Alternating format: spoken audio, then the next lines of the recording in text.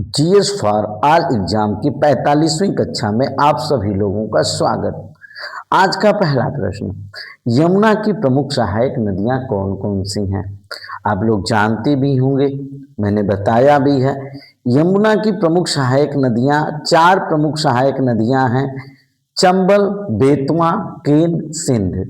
अगर आपको याद होगा तो अच्छी बात, नहीं तो अब याद कर लीजिए, चंबल, बेतवा, केन, सिंध। अगला प्रश्न है, बड़ा इंपॉर्टेंट है, वह जिला जहां गंगा नदी उत्तर प्रदेश में प्रवेश करती है। आप जो है, अगर आपको लग रहा होगा कि नहीं मुझे आ रहा है, तो स्क्रीन से थोड़ा सा हटके प्रश्नों का जवाब दीजिए। और जो बच्चे सीख रहे हो स्क्रीन के पास डटे रहें। वह जिला जहां गंगा नदी उत्तर प्रदेश में प्रवेश करती है, वह महत्वपूर्ण जिला का नाम है बिजनौर। बिजनौर जिला में गंगा नदी उत्तर प्रदेश में प्रवेश करती है। तीसरा प्रश्न, किसे अपने कर्तव्य के पालन के लिए भारत के राज्य क्षेत्र के सभी न्यायालयों में सुनवाई का अधिकार होगा? भैया, अपने कर्तव्य के पालन के लिए भारत के राज्य क्षेत्र में किसी भी राज्य में किसी भी केंद्र शासित प्रदेश के न्यायालय में जा सकता है और वहां भी सुनवाई कर सकता है। यह कौन हो सकता है भैया? आप कहेंगे भारत का महान्यायवादी, जिसका उल्लेख संविधान के अनुच्छेद 76 में है, जिसको हम कहते हैं अटॉर्नी जनरल ऑफ इंडिया। बहुत इंपॉर्टेंट है, भारत का महान्यायवादी जिसका वर्णन संविधान के अनुच्छेद 76 में है, इसको हम कहते हैं अटॉर्नी जनरल ऑफ इंडिया। चौथा प्रश्न आज का, भारत में वर्तमान महान्यायवादी या भारत के वर्तमान अटॉर्नी जनरल ऑफ इंडिया कौन है? तो आप कहेंगे सर आर के वेंकट रमणी जी हैं। आर के वेंकट रमणी, जो भारत के 16वें महान्यायवादी, 16वें अटॉर्नी जनरल ऑफ इंडिया है। यह प्रश्न बिल्कुल आपको याद रहना चाहिए। भारत का अंतर्राज्यीय, बहुत इंपॉर्टेंट प्रश्न है, भारत के अंतर्राज्यीय परिषद का अध्यक्ष कौन होता है? भारत के अंतर्राज्यीय परिषद का अध्यक्ष कौन होता है? तो भारत के अंतर्राज्यीय परिषद का अध्यक्ष जो है प्रधानमंत्री होता है। बहुत से लोग अध्यक्ष प्रधानमंत्री होता है, जबकि अंतर्राज्यीय परिषद का गठन जो है राष्ट्रपति करता है। मैंने यहाँ पे लिख भी दिया है, संविधान के अनुच्छेद 263 के अंतर्गत केंद्र और राज्यों के बीच समन्वय स्थापित करने के लिए राष्ट्रपति एक अंतर्राज्यीय परिषद की स्थापना करता है। अनुच्छेद 263 में अंतर्राज्यीय परिषद है, जिसका कार्य क्या होता है? केंद्र और राज्यों के बीच समन्वय स्थापित करना। उस अंतर्राज्यीय परिषद का गठन कौन करता है? किस अनुच्छेद के तहत करता है? तो उस अंतर्राज्यीय परिषद का गठन राष्ट्रपति करता है, अनुच्छेद 263 के अनुसार। आगे चलते हैं, 17वीं लोकसभा के लोकसभा अध्यक्ष का क्या नाम है? भैया ओम बिरला। लेकिन आप कंफ्यूजन में मत पड़िएगा, वर्तमान समय में 18वीं लोकसभा चल रही है, जो जून 2024 से चल रही है और 2029 तक चलेगी।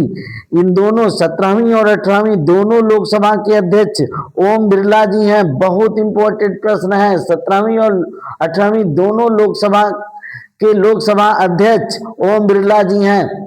चलिए अब अगले प्रश्न पे चलते हैं। आज का 9वां प्रश्न बड़ा इंपॉर्टेंट है। संविधान के अनुच्छेद 93 के अंतर्गत लोकसभा स्वयं ही अपने सदस्यों में से एक अध्यक्ष और एक उपाध्यक्ष चुनेगी। एक अध्यक्ष और एक उपाध्यक्ष चुनेगी भैया, बहुत इंपॉर्टेंट है।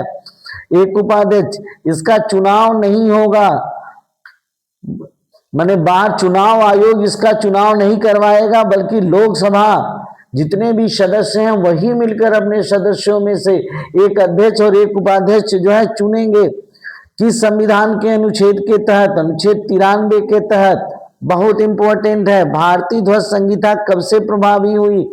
मैं बता रहा हूं, भारतीय ध्वज संहिता क्या होती है। आप अपने जो है घरों पे, आप अपने फैक्ट्री पे, आप अपने निजी संस्थानों पे झंडा फहरा सकते हैं।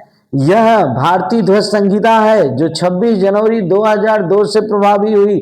बहुत इंपॉर्टेंट प्रश्न है, 26 जनवरी 2002 से प्रभावी हुई। आगे चलते हैं। उत्तर प्रदेश राज्य विधान परिषद की कुल संख्या कितनी है? बहुत इंपॉर्टेंट प्रश्न है भैया। उत्तर प्रदेश राज्य विधान परिषद की कुल संख्या 100 है।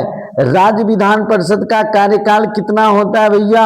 आप कहेंगे कि सर इसका कार्यकाल 6 वर्ष होता है।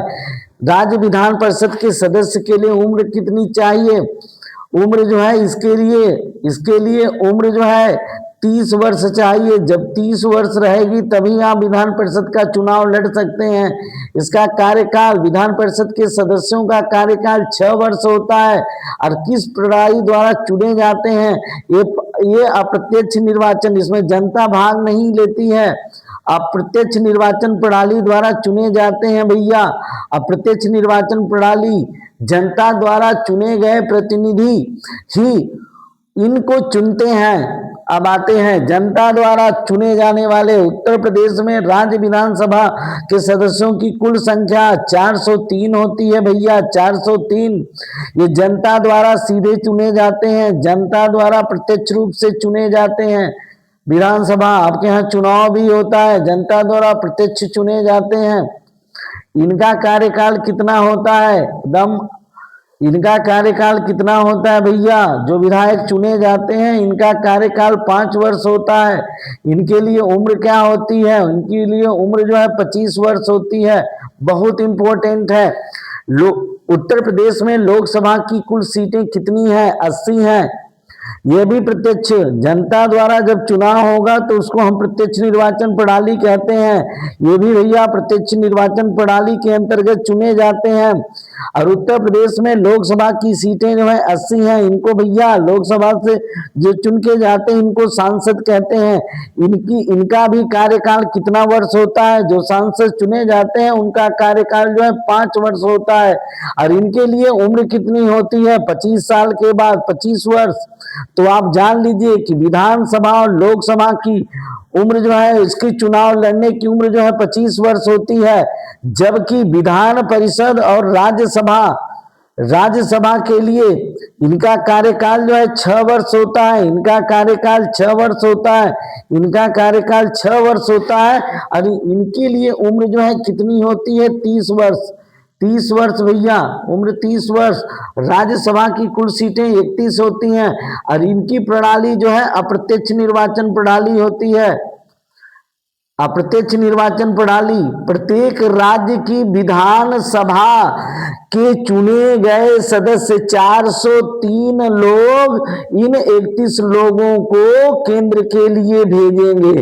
राज्य जो हमारे 403 विधायक हैं ये 31 लोगों को केंद्र के लिए भेजेंगे।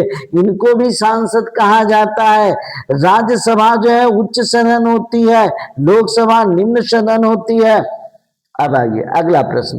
भारत का प्रथम समाचार पत्र कौन है? बहुत इंपॉर्टेंट। बंगाल गजट कब छपा था? 1780 में छपा था भैया। इसके संपादक कौन थे? James August Hickey. James August Hickey Bharat का प्रथम समाचार पत्र। उसी समय एक पत्र संध्या पत्र भी छपता था। उस समय नहीं भैया, 1905 में जब बंगाल का विभाजन हुआ था। और किसके समय में बंगाल का विभाजन हुआ था?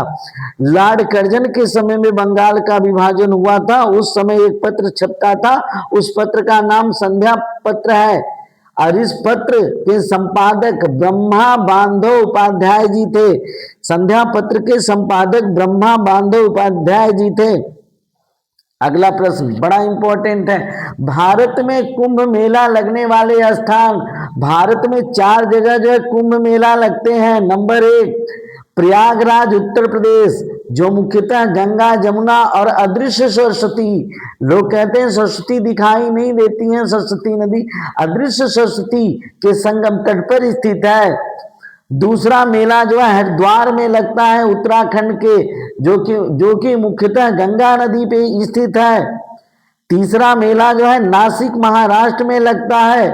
कुंभ का मेला भैया 3 जगहों पे, तीसरा स्थान नासिक महाराष्ट्र, और चौथा जो है उज्जैन मध्य प्रदेश, शिप्रा या क्षिप्रा नदी। तो फिर एक बार देख लीजिए, भारत में कुंभ मेला लगने वाले स्थान प्रयागराज उत्तर प्रदेश, संगम पे गंगा जमुना अदृश्य सरस्वती के संगम पे। दूसरा स्थान जहां कुंभ मेला लगता है हरिद्वार उत्तराखंड गंगा नदी पे।